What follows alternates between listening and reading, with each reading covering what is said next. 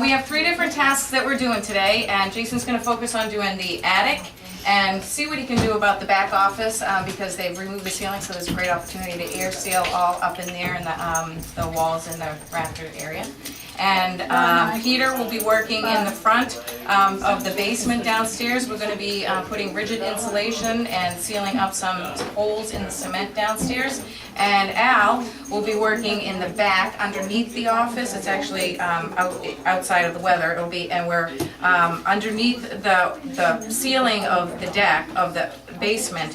We need to flip around the insulation and then put up some plywood. So those are the 3 main jobs that we're going to be doing today.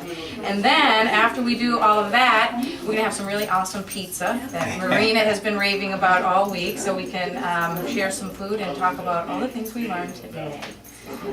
So the team leaders are here to yes direct, make sure you're safe and you don't do anything that would hurt yourself, but also here to teach you too, so that while they're going to be doing the work with you, they kind of leave it for you to do more hands-on and really teach us how to do this, so you can take this to your house.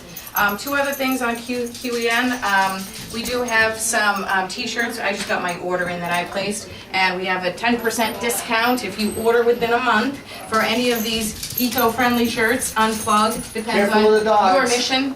Don't lose the dogs. But 15% of all these sales goes to, as a fundraiser, back to QEN so that we can help pay for the materials to do more barn raising. So if you're interested, there's material there. And that's it. You can get that on the QEN network, which is written on there as well. And before we start, if we could, just go once around and let everybody know we see your names. But if you've ever done a barn raising before, and where you from? Do you mind if I do my safety? Do my your little safety thing? thing. Okay, great, Do your great. safety thing. Hey guys, can you come here for a second? Come over here. I just want to talk a little bit. I don't know who else. Is anyone else using spray foam other than me? No one else. Okay, well, I'll let you know a little bit about it. The reason I bring this up is spray foam is really a tricky thing. It's very sticky, it expands. So about the scariest scenario I can think of is if you got spray foam in your eye, because you really couldn't get it out because it would stick and it would expand. So you got this thing in your eye that's sticky and expands. There's no way to get it out. They say acetone. I wouldn't want to put acetone in my eye. Doesn't come off your hands. It takes about 3 days to get off your hands. But as long as I'm the only one working with spray foam today, then it's probably not that big an issue. But I do have a safety checklist that I go through that I'm hoping you guys will join me with. And basically, it's just a checklist to make sure you don't necessarily need all this stuff, but you want to go through it before you start a job to make sure that you can make the decision whether you need this. So it's basically this: respirator, goggles, hat, and gloves. So if you guys could just do that with me, I'd appreciate it. So What is it? Respirator, goggles, hat, and gloves. We'll do it again, just to make sure. Respirator, goggles, hat, gloves. One more time, just for good luck. Faster! Respirator, goggles, hat, gloves. So with spray foam, when you're working with spray foam, you do want a respirator because there's a smell to it. But it's accumulative. It's the kind of thing where if you breathe it once in your life, you're going to be fine. But if you breathe it every day like I do, you want to use a respirator because it's accumulative. Basically means that the more that you breathe it in, it stays in your system. So it adds and adds and adds. So they've done tests with factory workers and stuff that work around this stuff every day, and it's not the best thing to be breathing in. So, but for once or twice, like when I first started out doing this stuff, I actually liked the smell of spray foam. So in the morning, but anyway, so respirator, I recommend it. Goggles, I insist on. Even if you see me, if you guys see me and I forget to have my goggles on, please tell me. I'll thank you for it because the worst I case have scenario. more goggles too for extra ones. Okay, great. Hat, it's up to you. If you do get spray foam in your hat, you can, in your hair, just wait until it dries. It's easier to just pull it out rather than take it when it's like a squishy mess. It'll cure in about half an hour. And then, good, yeah. And then gloves, like I say, it's up to you. It takes about 3 days to get off your fingers, so I recommend gloves, but it's not necessarily. Now, in the attic, guys, what's the most dangerous thing that can happen in the attic? Yes. Between the joists. Yes. Not to get you guys nervous, but the worst thing that can happen is that someone can fall right through. So be on your guard. Don't fall through. I highly recommend not falling through. I have seen people put their feet through attics on occasion. Once again, not to get you nervous.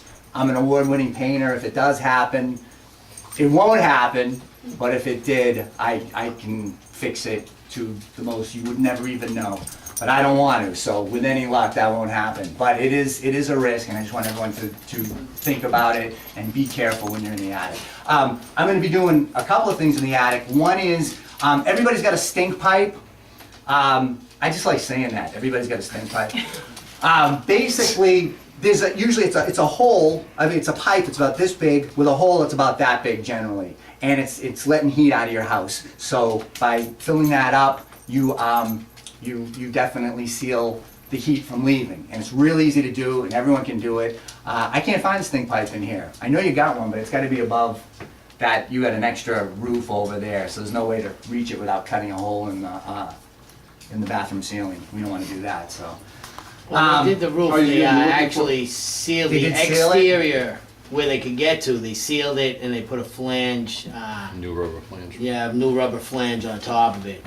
'Cause, but, I mean, you can't get to it unless you rip that Well, I side. know that it's got a hole in it because when we go to the stink pipe down in the basement, where it goes down, because it all goes from the roof all the way down, there's a lot of air coming out of there when you got the blower door going on. So I know that there's a leak somewhere in there. It might be somewhere else, but it's definitely in there. But we're gonna seal it from the bottom because we can't reach the top.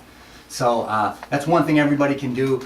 The chimney, we're gonna be putting metal flashing around the chimney because there's typically a hole by code. There's like a 2 to 3 inch gap. It's different in different towns. We usually do 3 inches. You can't have anything flammable next to the chimney unless it's grandfathered in. I don't know. I guess it's not that urgent, but they don't want it. So we're gonna be doing that as well, and we're gonna be using Fire Block 136. It's a special flame-proof fire blocking caulking that we're gonna use around there too. Just again, one of those things that everybody can do if you don't mind going into your attic, and it's typically a big hole around there. Sometimes it's huge, like the place that we did in Reading, which is we're getting an award for. It was like huge. It was like 3 people could get in there and hang out. And then the third thing that we're gonna do is partition walls. We're gonna look for where the partition walls are because very, very often, always there's a crack along there, and sometimes there's actually a big hole. So I just figured I'd tell everyone the 3 things that we're doing in the attic. Anyway, that's that. I'm Jason. I work for Heat. What else? I have to talk about. I've been to barn raisings before, Oh yes, if you've ever been to a barn raising, where are you from? and I'm from Cambridge. Thanks. There we go. Go around the block. Okay. Where's your tag, Joe? I don't have mine I'm gonna either. label you guys. I know. I'll go do that. Okay. You can say your